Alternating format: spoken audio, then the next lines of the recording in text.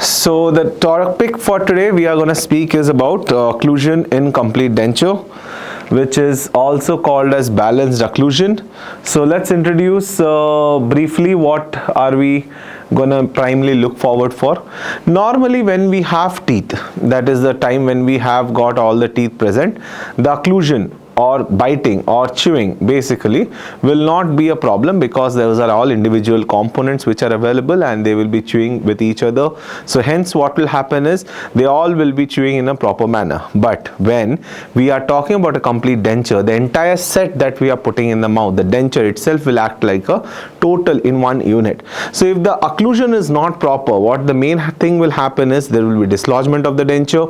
Also probably what can happen as well is the denture's occlusion will not support the mastication or grinding of the food in the motor basal action. So we need to see certain factors which will be responsible for proper grinding or balance occlusion.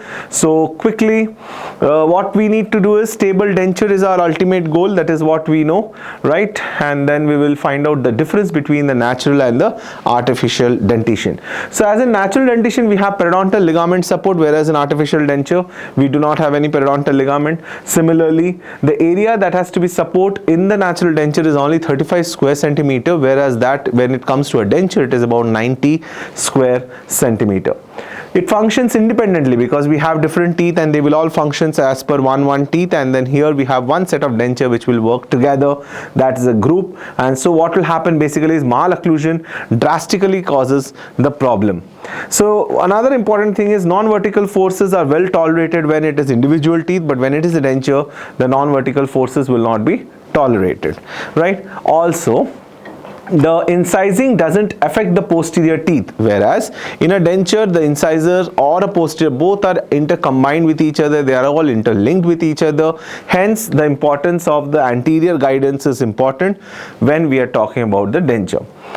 Second molar is favorable position for mastication, that is in case of our natural dentition, as we all know, whereas the heavy pressures of mastication in second molar region tilts the base. So we have to get the masticatory load little more forward near the premolar region to get proper balancing. Bilateral balance is necessary for basic stable, whereas that is not in case with the natural dentition. So now coming to different definition.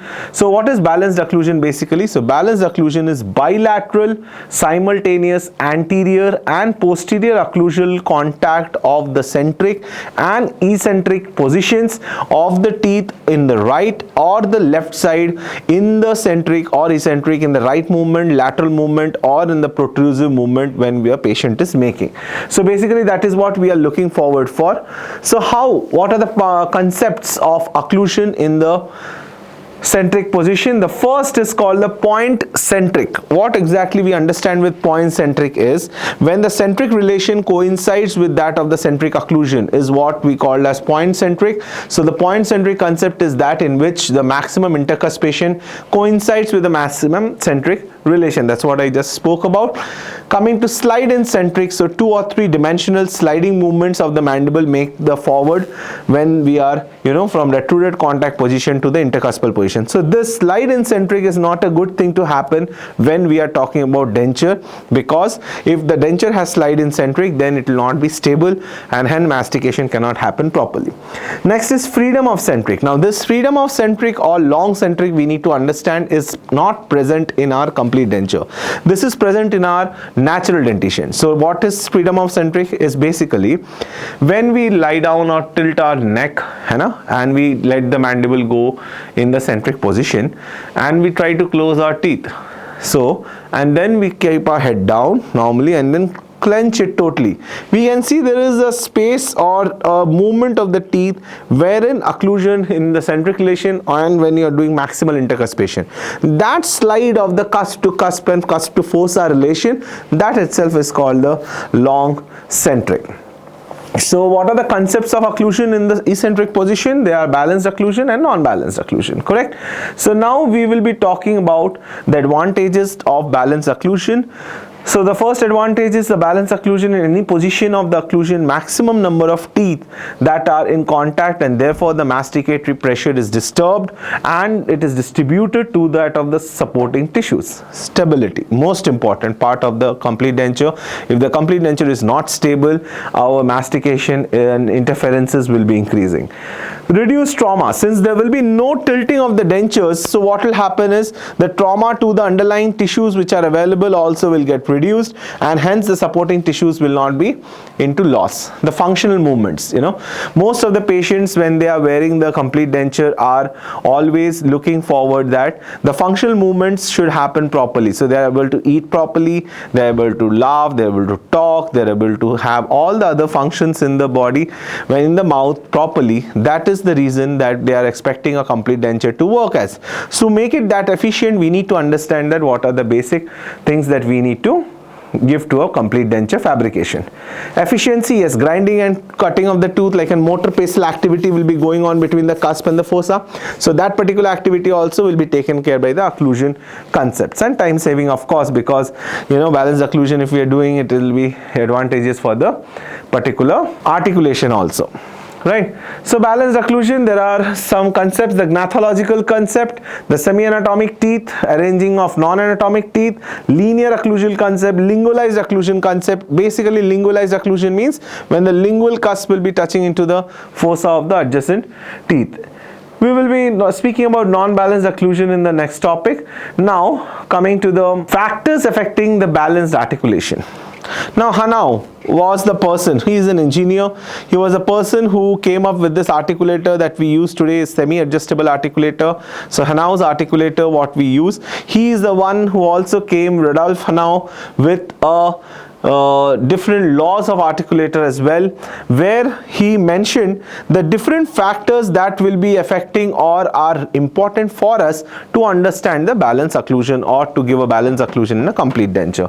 So what are his 5 factors? The first is the condylar guidance, second is the incisal guidance, third is the cuspal angulation, fourth is the curve of the spee or the compensating curves, and the fifth is the plane of orientation, and this is also called as law of balanced occlusion. So what we understood with this formula also is, if at all I want to keep the cuspal guidance into this section and then take everything else on the other side, so according to mathematics, cuspal guidance will be here, all this will go in the numerator, and the IG will come in the denominator, correct? So what exactly I mean, when if I have to increase the cuspal guidance, my IG will get decreased and rest of the component will get increased, correct? So because this will get inversely proportional. Similarly, if I want to keep the incisal guidance here and take rest of it over there, so incisal guidance increasing, these all will increase, whereas the cuspal guidance will get decreased. Now here comes a very important point.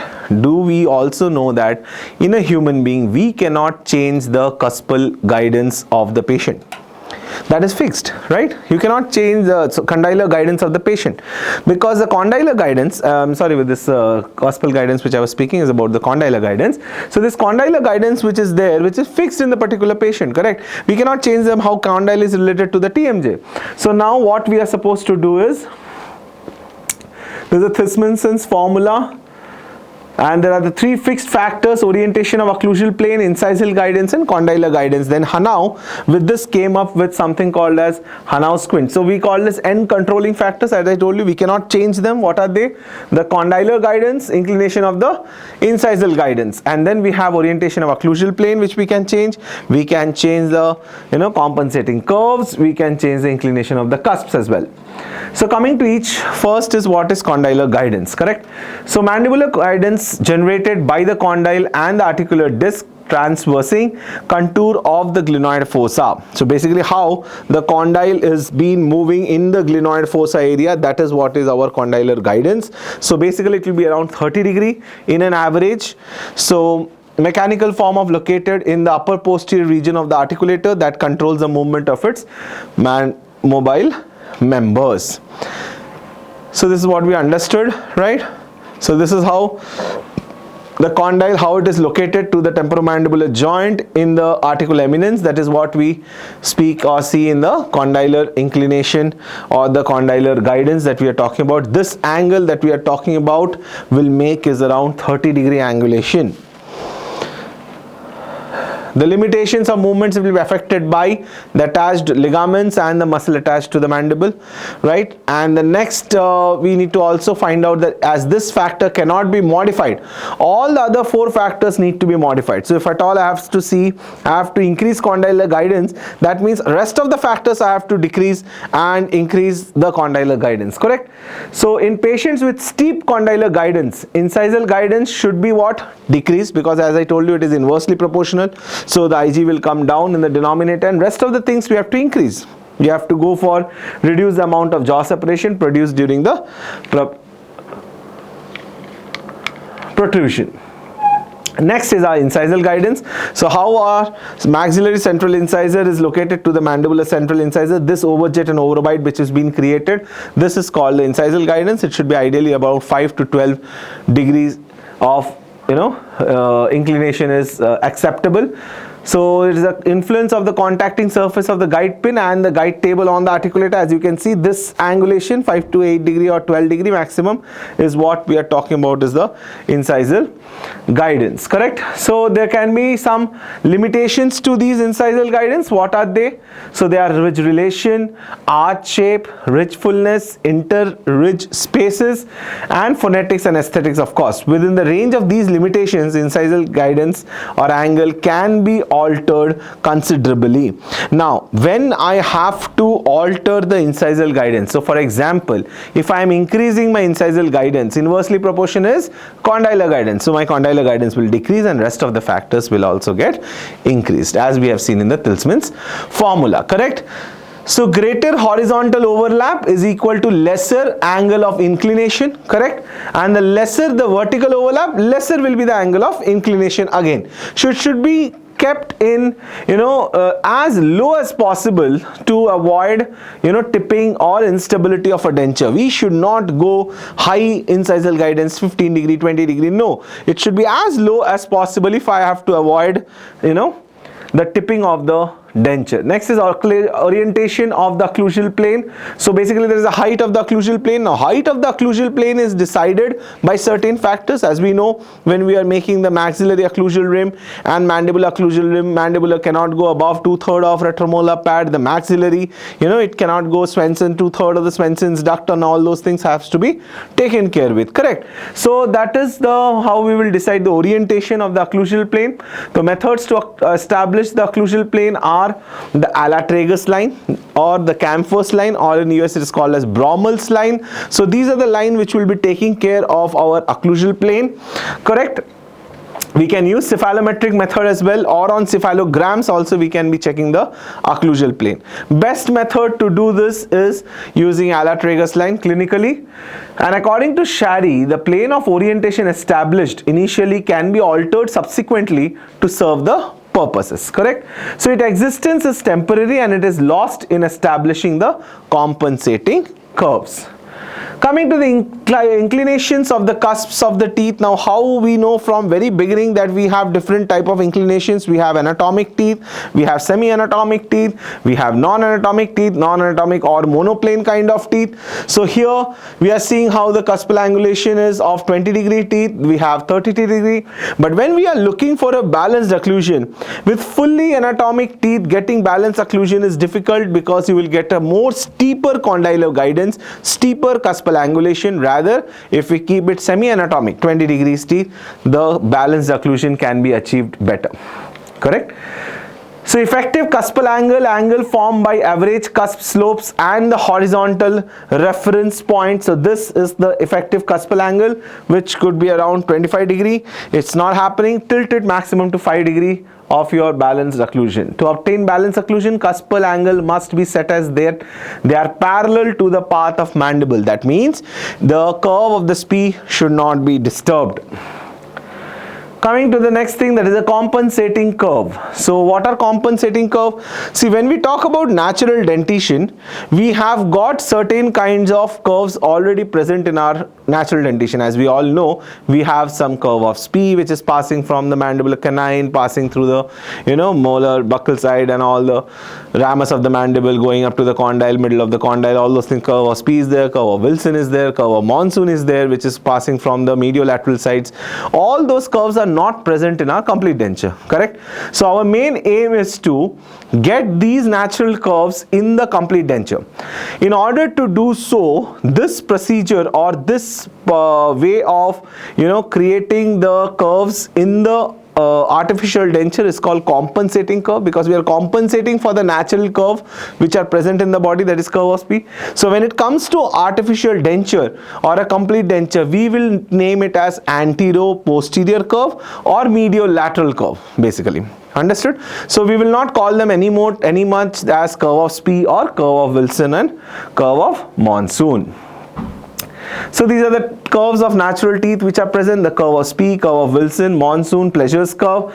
Okay, when excess teeth is where we can see Pleasure's curve as well. So what happens is the premolars are going buccally, post mandibular premolars. Curvature in the artificial dentitions are only anterior-posterior curve and medial-lateral curve. So steep condylar path requires steep compensating curve to produce a balanced occlusion, as we all saw.